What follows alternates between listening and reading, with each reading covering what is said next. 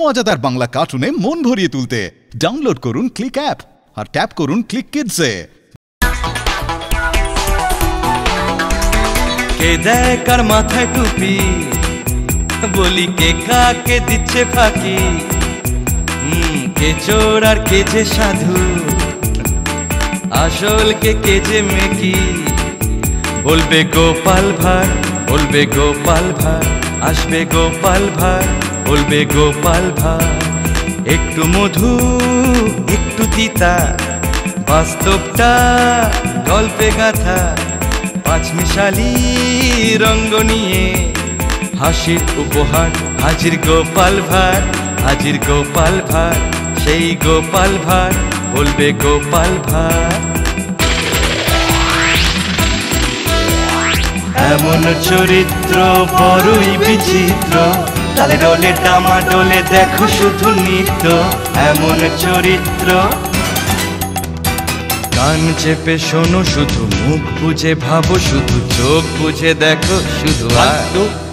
আসবে গোপাল ভাঁড়, বলবে গোপাল ভাঁড়, দেখবে গোপাল ভাঁড়, সেই গোপাল ভাঁড়, বলবে গোপাল ভাঁড়। হাজির গোপাল ভাঁড়, বলবে গোপাল ভাঁড়, হাজির গোপাল ভাঁড়।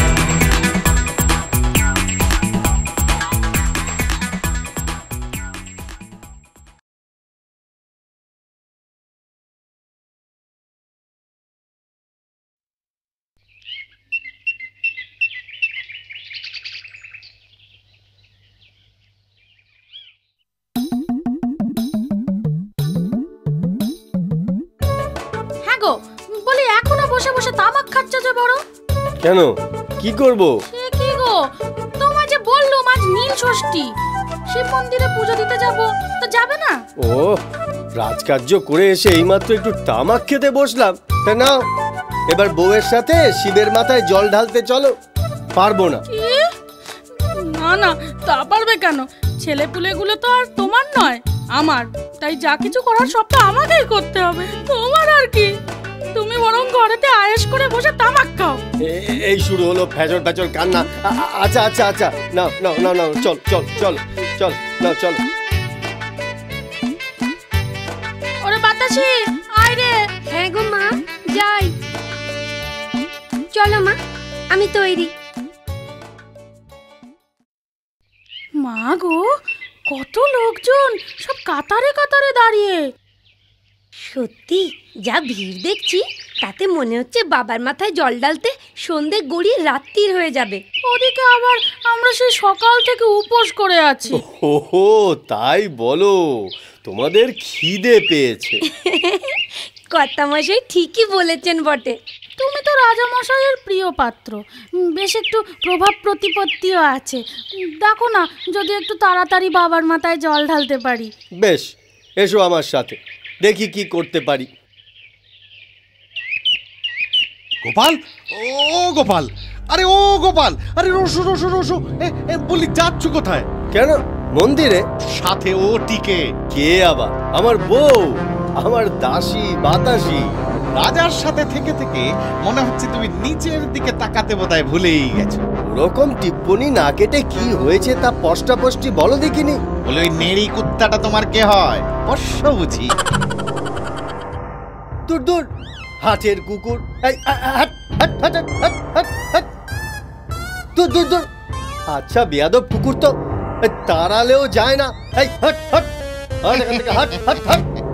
বাবা, যতই চাপা দাও না কেন, আমি সব বুঝতে পেরেছি। কেন, কি বুঝতে পেরেছো ভাই তুমি? এই যে কুকুরটি তোমার পোষ্য, তা ভালো ভালো। তুমি কুকুর পোষো, বিড়াল পোষো, গরু, ছাগল, হাতি, ঘোড়া, এমনকি বাঘ পর্যন্ত পোষো, সে সম্পূর্ণ তোমার ব্যাপার। তোমার অর্থ আছে, তা তুমি সব জন্তু যেন আর পুষবে বই কি। কিন্তু তা বলে কুকুর নিয়ে মন্দিরে ঢোকো কি বলে? হ্যাঁ, ঠিক আছে ঠিক আছে, ধরলাম তুমি বামুন নাও, পরামানিক, কিন্তু হিন্দু তো বটে। বলি এটুকুও কি জানো না, কুকুর নিয়ে মন্দিরে ঢোকা যায় না, তাতে মন্দির অপবিত্র হয়। কি আশ্চর্য! বললাম তো যে ও কুকুরটা আমার নয়। ও কুকুর তোমার নয়? না। তোমারই যদি না হবে তো তোমায় দেখে ওরকম ন্যাজ নাড়ছে কেন? কুকুর যখন তোমার পিছনে পিছনে আসছে, তখন তুমি কুকুরের প্রভু, তাই আমি তোমায় শেষবারের মতো বলছি, তুমি তোমার কুকুরকে বারণ করো, সে যেন তোমার সাথে মন্দিরে না যায়। ও, তা আপনি তো দেখছি কুকুরের পেছনে আসছেন। তার মানে আপনি আপনার কথা মতো কুকুর আপনার প্রভু। তাহলে ঠাকুর মশাই, আমাকে আমার ভৃত্য সামলাতে না বলে আপনি বরং আপনার প্রভুকে সামলান না কেন? চলো গিন্নি, চলো চল রে বাতাসি, বাজে বকে অনেক সময় নষ্ট হয়ে গেল। চল চল চল।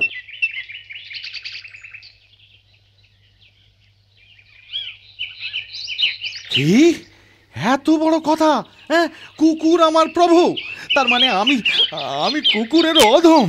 ঠিক আছে ঠিক আছে, আমি এই মুহূর্তে মহারাজের কাছে নালিশ করতে চললাম।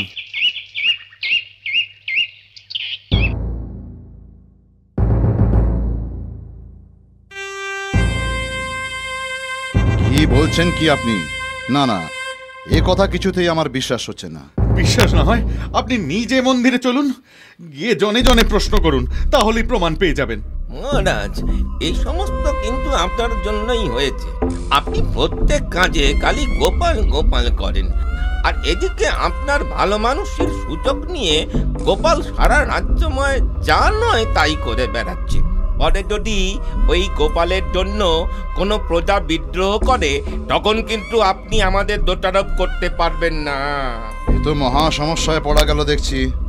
সেনাপতি, আদেশ মহারাজ, এই মুহূর্তে গোপালকে বন্দি করে এখানে নিয়ে এসো।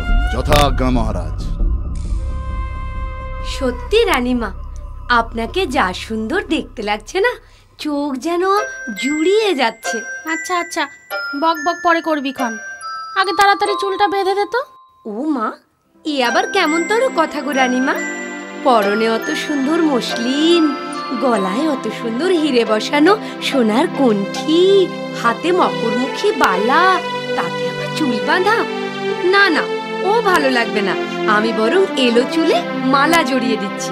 দেখ, যেটা ভালো মনে হয় সেটাই কর, তবে এটা মাথায় রাখিস যে বর্ধমানের রানীর কাছে যেন আমি ছোট না হয়ে যাই। ও মা, ছোট কেন হবে? বরং ধনে মানে সৌভাগ্যে গরবিনী হয়ে উঠবে গো। রানীমা, বর্ধমানের মহারানী আপনার সাক্ষাৎ প্রার্থী। ওমা, এসে গেছে। শ্যামা, তুই নিজে যা, গিয়ে তাকে সসম্মানে এখানে নিয়ে আয়। চপলা, হ্যাঁ চপলা। যাই রানীমা। আদেশ করুন রানীমা। হাতরদানিটা নিয়ে দুয়ারে দাঁড়া, বর্ধমানের রানী এলে গায়ে ছেটাবি। যথা আজ্ঞা রানীমা। আসুন আসুন রানীমা, আসুন। দাঁড়াও দাঁড়াও, এ কি গায়ে ছেটাচ্ছ? কেন ভাই? আতর, বসরাই গোলাপের আতর, বুঝলে সই? আতর? আতর তো এরকম মাংস পচা গন্ধ কেন? মাংস পচা গন্ধ? কি মাংস পচা গন্ধ না? না মানে, হ্যাঁ মানে ওই আর কি, বাসি আতর তো, তাই আর কি এরকম গন্ধ। আমাদের দেশের গন্ধ বেনে না এক আতর তৈরি করে বট।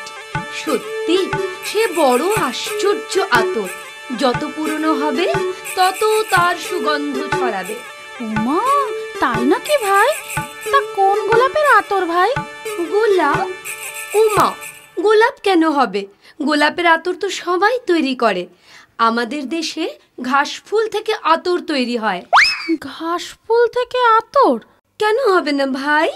যে ফুলের অমন সুন্দর গন্ধ হয়, তাহলে চিন্তা করো আতরের গন্ধ কেমন হবে। হ্যাঁ, সে তো বটেই, সে তো বটেই। চলো আমরা বরং বাগানে যাই। চলো। দেখ না সই, বড় চিন্তা হচ্ছে। কি চিন্তা ভাই? সিন্ধুকের ভিতরে স্তূপ করা হীরের গহনা, এদিকে তাড়াহুড়ো করে আসবার সময় সিন্ধুকে চাবি দিতেও ভুলে গেছি। ও, তোমার কথায় আমার একটা কথা মনে পড়েছে। কি কথা ভাই? এই দেখো, হিরে বসানো সোনার কণ্ঠি কেমন হয়েছে বলো তো?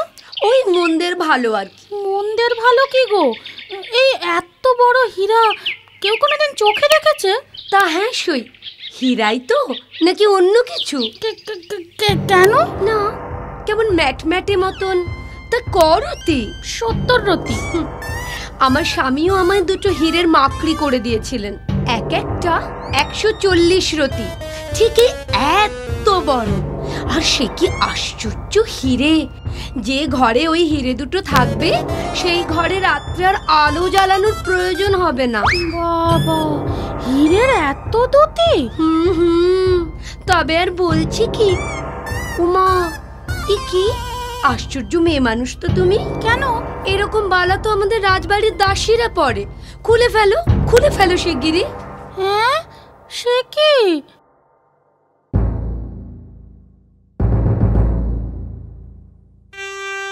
প্রণাম মহারাজ, আপনার কথা মতো গোপালকে বন্দি করে এনেছি। গোপাল, তুমি নাকি এই ব্রাহ্মণকে কুকুরের চেয়ে অধম বলেছ?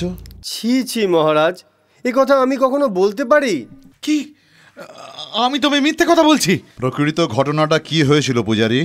আজ দুপুরে গোপাল আর তার বউ ও দাসীকে নিয়ে মন্দিরে গিয়েছিল।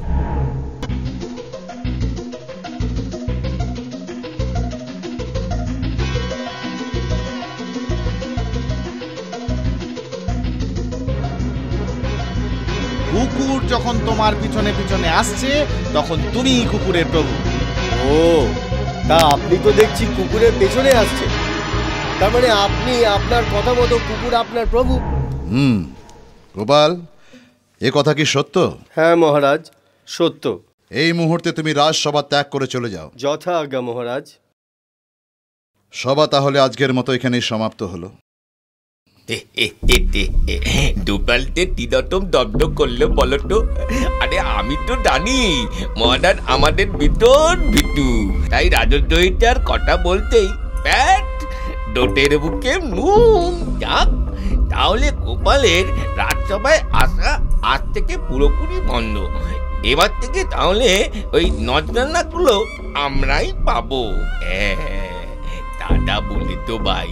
চলো চলো, এবার ঘরে পেটার দাঁত। চলো চলো, চলো চলো চলো। কি ব্যাপার রানী, এত চুপচাপ? মুখটাও কেমন হাঁড়ি পানা। বলি, তোমার সইয়ের অভ্যর্থনার কোনো ত্রুটি হয়েছে নাকি? না। তবে ও সইয়ের বিদায়কালে আমি আসতে পারিনি বলে রাগ? না, তাও না। তাহলে কি কারণ? একটু খুলে বলো তো শুনি। সইদের রাজ্যে সব কত আশ্চর্য রকমের বস্তু আছে। আশ্চর্য আতর, আশ্চর্য হীরা, আরো কত কি। তাই নাকি? তা আমাদের রাজ্যে এরকম কোনো আশ্চর্য রকমের বস্তু নেই? আছে।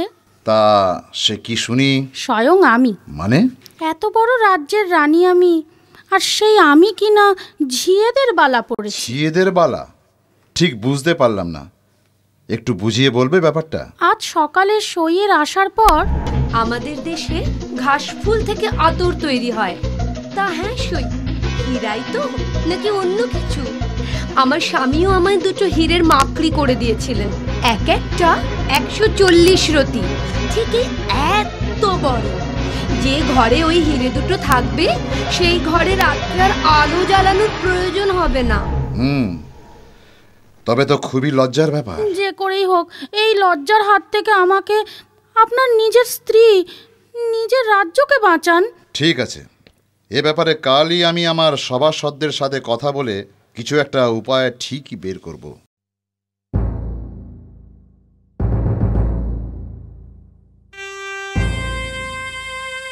এই হলো ঘটনা।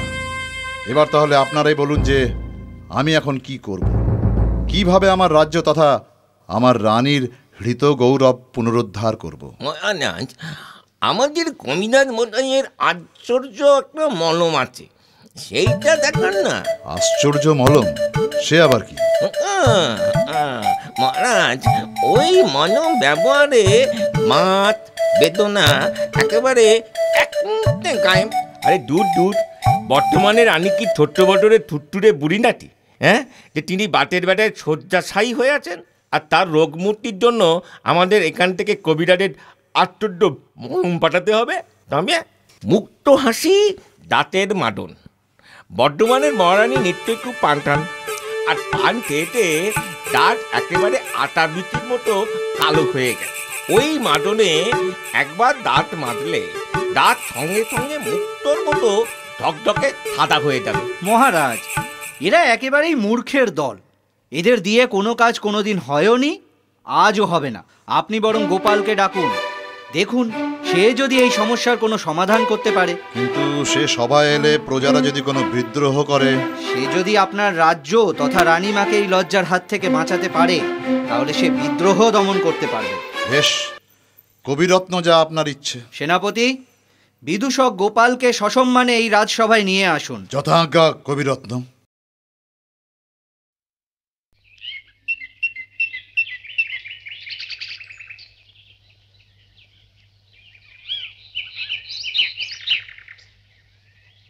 ও, এই ব্যাপার। তাই এর সমাধান তো খুবই সহজ। শুনুন মহারাজ।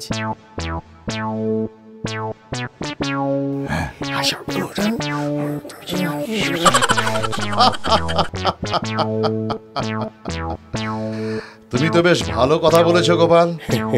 বেশ, তাহলে তোমার রানীমা বর্ধমানের রানীকে আগামী পূর্ণিমায় আসার জন্য আমন্ত্রণ করবেন। কি হলো সই? তোমার রাজ্যের সম্পদ, আশ্চর্য ব্যক্তির সেই আশ্চর্য বস্তু কোথায়? এই এসে গেল বলে। আরে দূর দূর আসবে কি করে? ব্যাটে নাপতে আমাদের মহারাজের তোষামত ডাক করলে হাড়ি টরে না। তার ডরে নাকি এমন আশ্চর্য বস্তু আছে যে দিল্লি সুলতানের সম্পত্তি পর্যন্ত তার কাছে ম্লান হয়ে যায়। যত সব অনাজ সেই শুনেই মজে গেলেন। চুপ করো। প্রণাম মহারাজ। ওহ, এত দেরি কেন? ভেতরে তো সব তোমার জন্য অপেক্ষা করছে। নাও তাড়াতাড়ি চলো। হ্যাঁ হ্যাঁ, চলুন চলুন। মহারানী, রাজামশাই আসছেন। ওই তো এসে গেছে। রানী, এই যে ইনি উপস্থিত। এই যে ভাই, এই সেই আশ্চর্য ব্যক্তি। মানুষের মতোই তো দেখতে। তা আশ্চর্যটা কোথায় শুনি? আশ্চর্য এর মস্তিষ্ক, ক্ষুরোধার বুদ্ধি। নাম গোপাল, মহারাজ কৃষ্ণচন্দ্রের বিদূষক। আর আশ্চর্য বস্তুটি কি? এই ঢাকনা বন্ধ পাত্র বহুকাল আগে এক সন্ন্যাসী আমার বাবাকে দিয়েছিলেন। পাত্র খুললেই দেখবেন ভস্য দর্পণ। তখন মনে মনে যাকেই স্মরণ করবেন তাকেই এই ভস্য দর্পণে দেখতে পাবেন। কই দেখি দেখি।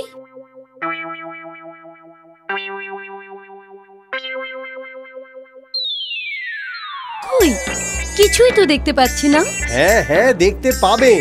ভালো করে দেখুন, নিশ্চয়ই দেখতে পাবেন। তবে হ্যাঁ, যারা মিথ্যেবাদী, হিংসুটে, তারা কিন্তু কিছুই দেখতে পাবে না। কি রানীমা, এবার দেখতে পাচ্ছে? হ্যাঁ, পাচ্ছি পাচ্ছি।